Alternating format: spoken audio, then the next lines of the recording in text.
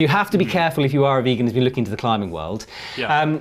And leather in the climbing world, especially with climbing shoes, is used a lot. And it's mainly micro suede leather, which is the issue. So that really fine, soft stuff, that's the problem. Now, you think like, oh, it's simple, we'll just replace leather with a synthetic product. The difficulties with this are sort of what you'd expect, which is performance and cost, okay? So performance-wise, the synthetic materials that will replace leather tends to be not as good and a lot heavier than the leather equivalent, okay? Now there are ways around this, and there's a material that Scarpa use all the time called Alcantara. Okay, I've never heard of it before, but for example, that is £10 per square inch, this material, okay? Right. So it's really expensive. Wow.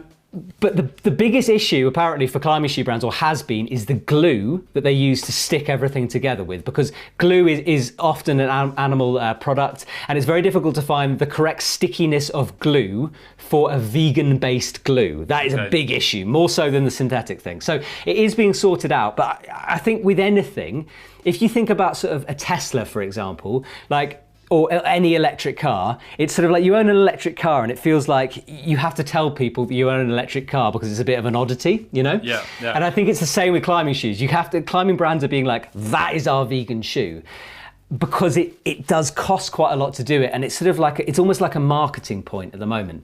I think we'll reach this point where, like, instead of having an electric car, just everyone will have a car, they just happen to be electric. And I think we'll reach a point where everyone's got a climbing shoe, it just happens to be vegan, but we're not there yet, you know, we're getting there, but it takes time.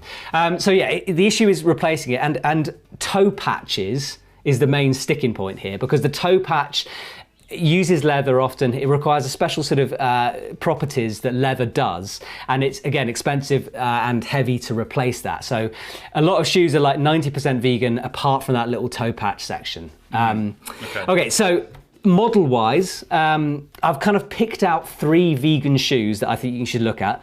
Starting off with beginner or sort of gym climbing shoe, that's what I've called it, and it's Soil. So Soil is an American brand. There's sort of that gym hipster thing going on, and pretty much all of their shoes are vegan. But if you're looking for the sort of the beginner or gym model, check out the Runner. You know, that bright green one that you sell in the shop. Sure. Yeah. So I've got the hipster beard, so that could work quite well. There you go. Oh, that's trimmed, I've noticed. You've trimmed it this week. I've trimmed it, yeah. I was getting a bit of grief from people saying that I looked like I'd found gin and tonic during the during the lockdown.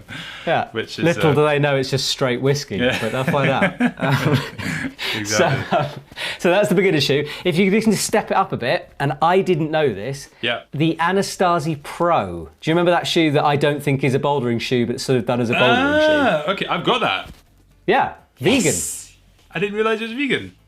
That's well, I'm going to amazing. say this is what websites have told me, okay? So I'm sure someone will tell me in the comments if I'm wrong, but this is what websites and Google has told me, is that 510 Anastasi Pro, and a lot of 510 shoes are vegan as well, but that Pro kind of caught my eye because it's a shoe that I really enjoyed and I didn't know was vegan. You know, I feel like it's a bit like eating a sort of like tofu bolognese that I didn't know was a tofu bolognese. It feels like that.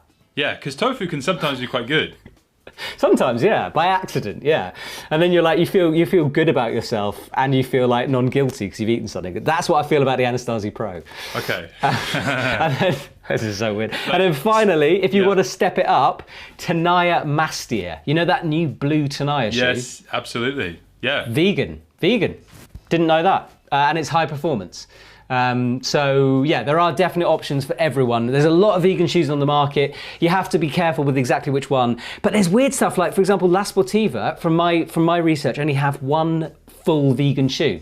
Only one in the range, and it's called an Oxygen. It's like the one with the coloured soles. Yeah, it's the one with the coloured soles. So that's the only one. So some brands are embracing it, some brands are taking it a bit longer. So do your research a little bit. There are loads of websites out there saying the top 30 vegan shoes, all of that stuff. The ones I picked were just a few.